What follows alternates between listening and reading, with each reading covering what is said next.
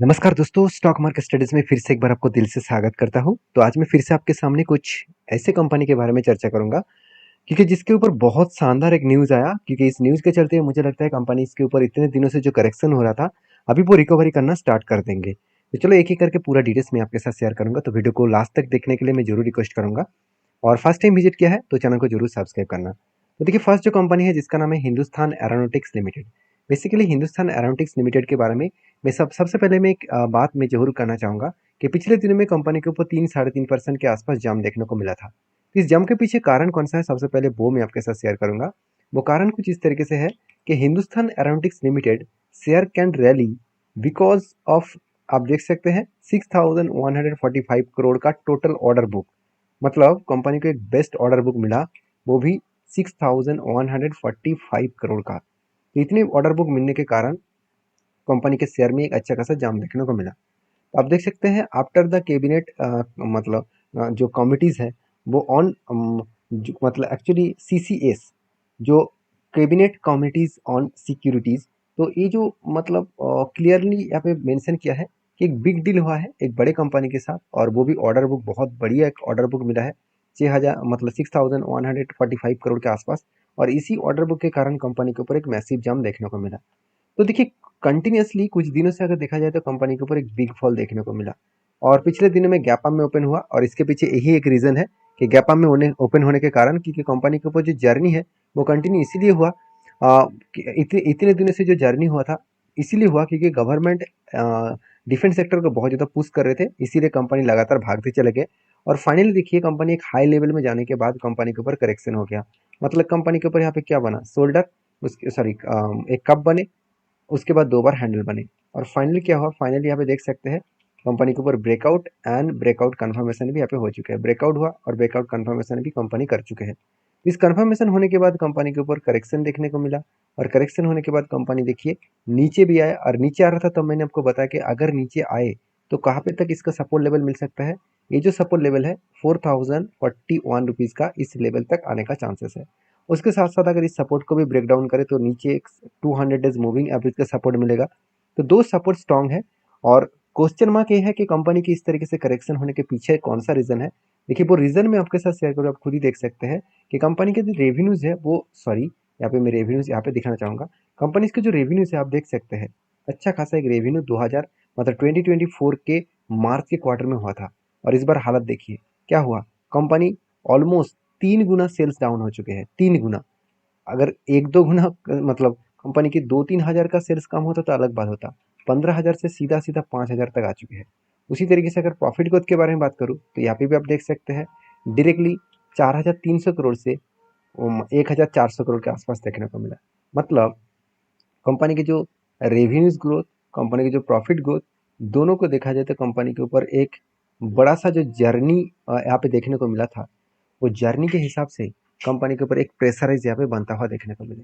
और उसी के हिसाब से कंपनी के ऊपर कंटिन्यूसली करेक्शन हो रहा है, क्योंकि इतने बड़े जो प्रॉफिट हुआ उसके बाद अचानक 4 गुना 3 गुना प्रॉफिट डाउन हो गया, सेल डाउन हो गया। तो क्या कंपनी चुपचाप बैठे रहेंगे? बिल्कुल नहीं। बड़े बड़े इंस्टीट्यूशन तो माल सेलिंग करेंगे, इसीलिए बड़ा से बड़ा एक सेलिंग मोमेंटम देखने को मिला। तो क्या इस तरीके से सेलिंग वो कंटिन्यू करेंगे? मुझे नहीं लग रहा, क्योंकि कंपनी को वो जिस तरीके से सपोर्ट जोन यहाँ पे देखने को मिला है, इस सपोर्ट लेवल तक आने का चांसेस है। इसी सपोर्ट को ब्रेक करने के बाद बिग बाउंस हुआ था। मतलब इसी लेवल को टच करने के बाद 4,040 रुपीज़ के लेवल को टच करने के बाद बाउंस बैक करने का चांसेस है। बाकी आपकी क्या राय है, जरूर मुझे कमेंट्स करके बता सकते हैं। नेक्स्ट जो कंपनी है उसका नाम है Ujjivan small finance bank. Basically Ujjivan small finance bank एक छोटा सा बैंक है, क्योंकि 8,600 करोड़ मतलब एक स्मॉल कैप टाइप बैंक है। और इस कंपनी के ऊपर बहुत सारे गुड न्यूज़ भी आया और बहुत सारे वीकनेस पॉइंट भी है। वो गुड न्यूज़ क्या है सबसे पहले बता दूं। देखिए, कंपनी की गुड न्यूज़ यही है कि कंपनी की जो रेवेन्यूज़ का ग्रोथ है वो लगातार बढ़ता हुआ देखने को मिले, क्योंकि रेवेन्यूज़ में एक अलग अलग जैसा ग्रोथ देखने को मिले, क्योंकि कंटिन्यूसली देखिए 1400 करोड़ से 1500 करोड़, 1600 करोड़, 1700 करोड़ और 1775 करोड़ के आसपास, मतलब एक अलग लेवल का कंपनी का यहाँ पे सेल्स का ग्रोथ देखने को मिला। उसी तरीके से अगर प्रॉफिट ग्रोथ के बारे में बात करूँ तो प्रॉफिट में थोड़ा सा चेंजेस आए। जो पिछले बार 330 करोड़ के आसपास प्रॉफिट हुआ था, इस बार सिर्फ 300 करोड़ का प्रॉफिट हुआ। मतलब अराउंड 30 करोड़ के आसपास प्रॉफिट डाउन हो गया। क्या इसके कारण कंपनी के ऊपर गिरावट हो रहा है? ये तो एक कारण है ही, साथ ही साथ कंपनी के ऊपर एक दिक्कत वाला बात ये है कि आरबीआई एक नया रूल्स लागू करने जा रहा है। वो है जितने सारे बैंक्स जो मतलब देखा जाए, जो मतलब अ, दो तरीके से लोन प्रोवाइड किया जाता है। एक सिक्योर लोन एंड दूसरा है अनसिक्योर लोन। सिक्योर लोन का मतलब क्या है कि मान के चलिए आप बैंक से लोन लेने के लिए गए और बैंक आपको बोला कि आपको प्रॉपर्टीज गिरवी रखकर आपको लोन मिलेगा, तो इसको कहा जाता है सिक्योर लोन। और अनसिक्योर लोन का मतलब क्या है कि बैंक ने आपको आपके आधार कार्ड के बेसिस में आपका एड्रेस देखकर, आपका नियरेस्ट आपका घर है, ये सब कुछ देखकर आपको लोन दे दिया, कोई सिक्योरिटी नहीं रखा, तो उसको कहा जाता है अनसिक्योर लोन। और उज्जीवन स्मॉल फाइनेंस बैंक ज़्यादा से ज़्यादा अनसिक्योर लोन के ऊपर काम करते हैं। अगर आप खुद ही यहाँ पे देखेंगे तो आपको इस उज्जीवन स्मॉल फाइनेंस बैंक के डिटेल्स को अगर देखेंगे तो आप देख सकते हैं, जिसका देखिए माइक्रो बैंकिंग, इस माइक्रो बैंकिंग के अंदर कंपनी 52% काम कर रहा है। और देखिए सिक्योर जो हाउसिंग कंपनी, हाउसिंग लोन के ऊपर कंपनी कितना 17%, इंडिविजुअल लोन कितना 17%। और इस इंडिविजुअल और माइक्रो बैंकिंग के ऊपर ही बहुत सारे अनसिक्योर लोन कंपनी के ऊपर चुके हुए हैं। और इसी कारण के वजह से कंपनी के ऊपर एक प्रेशराइज है, क्योंकि मार्केट से अगर पैसा ना उठा पाए तो कंपनी तो प्रेशर में होगा ही। क्योंकि कंपनी के देखिए एनपीए के बारे में बात करूँ, देखिए पहले एनपीए मतलब देखिए 2.5% से कंपनी के धीरे धीरे कम होते होते कितना आ गया था, 0.04% तक आ गए थे। और इस बार कंपनी के एनपीए देखिए बढ़ चुके हैं 0.04 से डायरेक्टली पिछले क्वार्टर्स, पिछले सालों में क्या था 0.06, और इस बार कितना हुआ 0.41। मतलब अच्छा खासा एक एनपीए बढ़ चुके हैं, और यही कारण के वजह से शेयर में एक प्रेशराइज बनता हुआ देखने को मिला है। तो कंटिन्यूसली जो सेलिंग हो रहा है उस सेलिंग के माहौल को अगर देखा जाए तो कहाँ तक गिर सकता है। देखिए मुझे यहाँ पे दो ट्रेड मिला, पहली जो ट्रेड मिला वो कुछ इस तरीके से ट्रेड मिला, मगर वो अभी तक एक्टिव हुआ नहीं, क्योंकि देखिए कंपनी के ऊपर जो पैटर्न ट्रेड हुआ उसके अकॉर्डिंग देखा जाए तो कंपनी का जो लाइफ टाइम हाई था वहाँ से कंपनी के ऊपर बिग जर्नी हुआ, उसके अकॉर्डिंग कंपनी के ऊपर यहाँ पे दो तरीके से ट्रेड मिला। एक कप बने, उसके बाद 3 बार यहाँ पे हैंडल पैटर्न बने, और अगर इसको ब्रेकआउट करता तो मैं ज़रूर यहाँ पे कुछ डिसीजन लेता, मगर हुआ कुछ उल्टा। यहाँ पे ब्रेकआउट हुआ नहीं, मगर उससे पहले क्या हो गया, उसके नीचे आए, क्रैश हुआ, और वो कहाँ तक आया मैं पहले भी डिस्कशन कर चुका हूँ कि वो नीचे आएगा तो इस लेवल तक सपोर्ट मिल सकता है, जो इसका 40 रुपीज़ के आसपास इसका सपोर्ट लेवल है। तो यहाँ पे कहाँ पे सपोर्ट मिला, चलो अब आपको वो भी दिखा देता हूँ। देखिए स्ट्रांगली जो सपोर्ट है एक्चुअली देखा जाए तो इस लेवल में एक सपोर्ट बना। क्यों? क्योंकि देखिए यहाँ पे भी कंपनी ब्रेक डाउन होने के बाद ऊपर जाने का कोशिश किया, यहाँ से बिग क्रैश हो गया, मतलब यही जगह पे रेजिस्टेंस कम सप्लाई जोन था।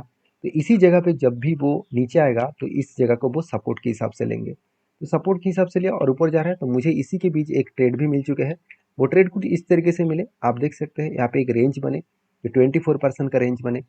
तो इसके अकॉर्डिंग मुझे तो एंटी मिल चुके हैं, एंटी मिलने के बाद मुझे अभी कोई भी प्रॉफिट एंड लॉस के हिसाब से मुझे कोई भी प्रॉफिट भी नहीं हुआ, लॉसेस भी नहीं हुआ। तो मैं इंतजार करूंगा इस हाई लेवल तक, तो देखा जाएगा कितने दिन टाइम लगाता है इस टारगेट पाने में, क्योंकि कंपनी में दम है, वो आगे जरूर बढ़ने का पोटेंशियल रखते हैं। बाकी आपके क्या व्यू है इस कंपनी के ऊपर जरूर कमेंट्स करके बताना। नेक्स्ट जो कंपनी है उसका नाम है Dixon technologies limited. Basically 77,000 crore के आसपास टोटल मार्केट कैप है इस कंपनी का। और कंपनी के ऊपर सबसे जो वीकनेस पॉइंट मुझे देखने को मिला वो है इस कंपनी का वैल्यूएशन। बहुत हाई वैल्यूएशन है, क्योंकि इंडस्ट्रीज पी रेशियो 45 है और कंपनी का पी रेशियो 180 है।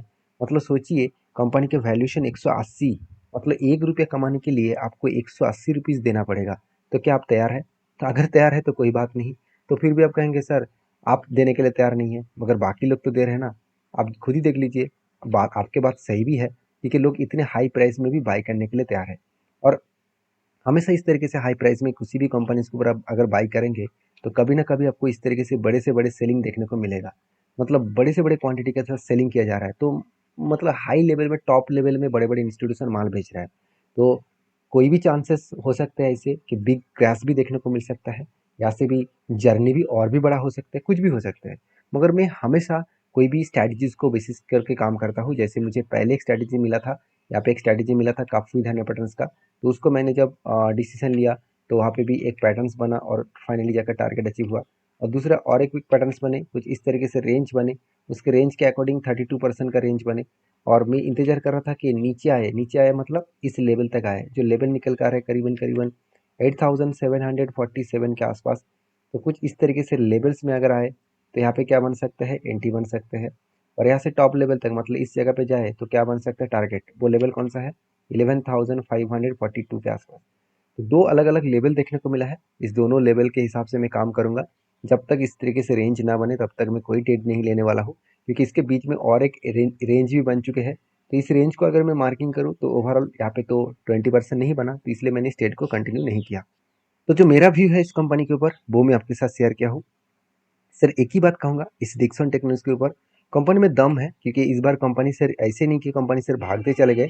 उसके अंदर अगर अगर उसके अंदर देखेंगे तो कंपनी के ऊपर देखिए कंटिन्यूसली सेल्स भी बढ़ता चला गया। उसके हिसाब से कंपनी का प्रॉफिट भी बढ़ता हुआ देखने को मिले, एक अलग लेवल का प्रॉफिटेबिलिटी ग्रोथ भी बढ़े। तो जब सेल्स बढ़े, प्रॉफिट बढ़े, तो उस कंपनी के ऊपर एक अच्छा खासा ग्रोथ भी देखने को मिल सकता है। बाकी इस कंपनी के ऊपर आपके क्या व्यू है, जरूर मुझे कमेंट्स करके बताना। नेक्स्ट जो कंपनी है उसके बारे में चर्चा करूँ, उसके नाम आप देख सकते हैं, on sources idea ventures limited. तो on sources ideas ventures limited जो एक से 30 करोड़ के कंपनी है, 31 करोड़ के, तो कंपनी ने एक अपडेट दिया, वो अपडेट मैं आपके साथ शेयर करूंगा। स्प्लिट देने के अनाउंसमेंट कंपनी कर चुके हैं, हर एक के बदले कंपनी 10 शेयर स्प्लिट देने वाला है।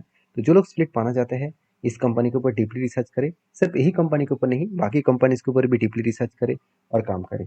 तो वीडियो अच्छा लगे तो प्लीज़ लाइक करना, और इस वीडियो को टोटली एजुकेशन पर्पस में मैं आपके साथ शेयर किया हूँ। अगर किसी भी कंपनी को बाय सेल करना है तो एक बार फाइनेंशियल एडवाइजर के साथ बातचीत करके ही काम करिएगा। तो मिलते हैं नेक्स्ट वीडियो में, तब तक के लिए धन्यवाद।